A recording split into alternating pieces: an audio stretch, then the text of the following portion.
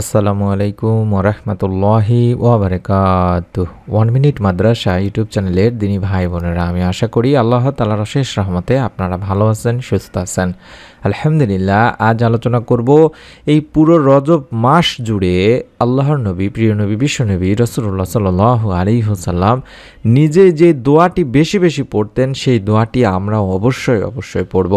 অনুরোধ করছি কেউ এই দোয়াটির আমল মিস করবেন না, তাই অবশ্যই ভিডিওটি মনোযোগ দিয়ে সম্পূর্ণ দেখুন। রজব আরবি সনের ৭ম মাস। রজব শব্দের অর্থ সম্মান করা। ইসলামে 4টি পবিত্র মাসের একটি হিসেবে একে গণ্য করা হয়। রজব ও শাবান মাস পবিত্র রমজানের আগমনী বার্তা বহন করে। এই মাস আসলেই নবীজি রমজানকে স্বাগতম জানিয়ে বেশি বেশি দোয়া পড়তেন।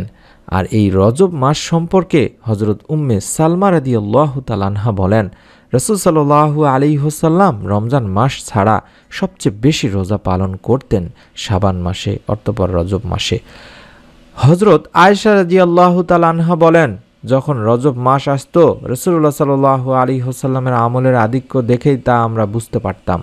কোনো বর্ণনায় এসেছে রাসূলুল্লাহ সাল্লাল্লাহু আলাইহি ওয়াসাল্লাম রজব মাসে 10টি রোজা রাখতেন, শাবান মাসে 20টি রোজা রাখতেন, রমজান মাসে 30টি রোজা রাখতেন। সুবহানাল্লাহ। রজব মাসের আমলগুলোর মধ্যে অন্যতমই হলো বেশি বেশি নফল রোজা পালন করা। মাস জুড়ে প্রিয় নবী সাল্লাল্লাহু আলাইহি ওয়াসাল্লামের নিয়মিত আমলই ছিল সোমবার, বৃহস্পতিবার রোজা পালন করা। তাছাড়া মাসের চন্দ্র মাসে 13, 14, 15 তারিখ রোজা পালন করা এবং মাস জুড়ে বেশি বেশি নফল নামাজ পড়া। বিশেষ করে তাহাজ্জুদ নামাজ, ইশরাকের নামাজ, তাসদুদ্দোহার নামাজ, জাওয়ালের নামাজ, আওয়াবিনের নামাজ, তাইয়াতুল ওযু, দুখুলুল মসজিদ ইত্যাদি নামাজের ব্যাপারে যত্নবান হওয়া খুবই জরুরি। হযরত সালমান ফারসি রাদিয়াল্লাহু তাআলা আনহু থেকে বর্ণিত হাদিস থেকে জানা যায়, রজব মাসের প্রথম 10 তারিখে অর্থাৎ প্রথম তারিখে 10 রাকাত নফল নামাজ পড়তে হয়। হযরত ওমর রাদিয়াল্লাহু তাআলা আনহু বর্ণনা করেন, রাসূলুল্লাহ সাল্লাল্লাহু আলাইহি সাল্লাম বলেন, অতি মর্যাদার অর্থাৎ সম্মানের 4টি রাতই হলো রজব মাসের প্রথম রাত, শাবান মাসের মধ্য দিবসের রাত অর্থাৎ শবে বরাতের রাত এবং শাওয়াল মাসের প্রথম রাত, যেটাকে ঈদুল ফিতর বা রমজানের ঈদ বলা হয়, এবং জিলহজ মাসের 10ম রাত অর্থাৎ ঈদুল আজহার বা কুরবানি ঈদের রাত। এই রাতগুলোর দোয়া আল্লাহ তাআলা ফিরিয়েই দেন না দিনী ভাই বোনেরা। আর যেটি বললাম, বিশ্বনবী সাল্লাল্লাহু আলাইহি ওয়াসাল্লামও বলেছেন, বছরে যে 12টি মাস এর মধ্যে 4টি মাসকে আল্লাহ তাআলা সম্মানিত করেছেন।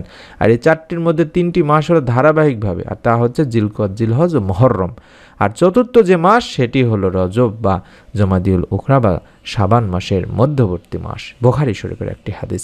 মর্যাদার এই মাসটি মুমিন মুসলমানের ইবাদতের মাস, বরকত লাভের মাস।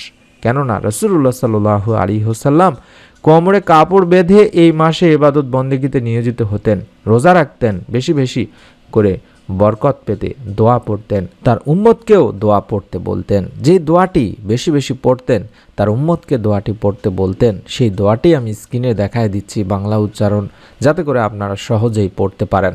আল্লাহুম্মা বারিক লানা ফি রজব ওয়া শাবানা ওয়া বাল্লিগনা রমাদান। আমি আশা করছি আপনারা সকলেই দোয়াটি জানেন, অথবা স্ক্রিনশট নিন, দেখে দেখে পড়বেন।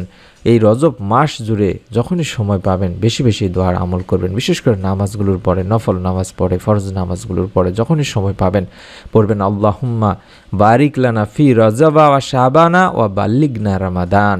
হে আল্লাহ, রজব ও শাবান মাস আমাদের জন্য বরকতময় করুন, রমজান মাস আমাদের নসিব করুন, রমজান মাস পর্যন্ত আমাদের হায়াত দারাজ করুন। বুখারী মুসলিম শরীফের সহিহ একটি হাদিস। এছাড়া অন্য আরেকটি হাদিসে এসেছে, যে ব্যক্তি রজব মাসে ইবাদত দ্বারা অন্তরের জমিন চাষাবাদ করলো না, আর শাবান মাসে ইবাদতের মাধ্যমে মনের জমিন আগাছা মুক্ত করলো না, সে রমজান মাসে ইবাদতের ফসল তুলতে পারবে না। বাইহাকির হাদিস। অর্থাৎ আমাদেরকে রজব মাসে বেশি বেশি করে ইবাদত করতে হবে এবং শাবান মাসে ইবাদতের মাধ্যমে মনের যত আগাছা আছে, যত চিন্তা ভাবনা আছে, সমস্ত দূর করে দিয়ে পবিত্র রমজান মাসকে পুরোপুরি ফোকাস করে পবিত্র রমজান মাসে বেশি বেশি করে যেন ইবাদত করতে পারি, তাহলে রমজানের পুরোপুরি হক আদায় করতে পারবো। তাই আমি অনুরোধ করবো আমার দিনী ভাই বোনদেরকে, যারা ভিডিওটি দেখলেন অবশ্যই আমল নিজে করবেন, আপনার নিকট আত্মীয় স্বজনদেরকেও ভিডিওটি শেয়ার করে দিবেন, তারাও যেন আমলগুলো করতে পারেন। আপনি আগে নিয়ত করে ফেলুন, অন্তত একটি করে লাইক দিয়ে কমেন্ট সেকশনে আমিন লেখার লেখার মাধ্যমে এবং আপনার নিকট আত্মীয় স্বজনদেরকেও শেয়ার করে দিন সওয়াব পাওয়ার উদ্দেশ্যে। এরকম ছোট্ট আমলের ভিডিওগুলো সবার আগে পাওয়ার জন্য অবশ্যই চ্যানেলটি সাবস্ক্রাইব করে বেল বাটনটি অন করে রেখে দিন।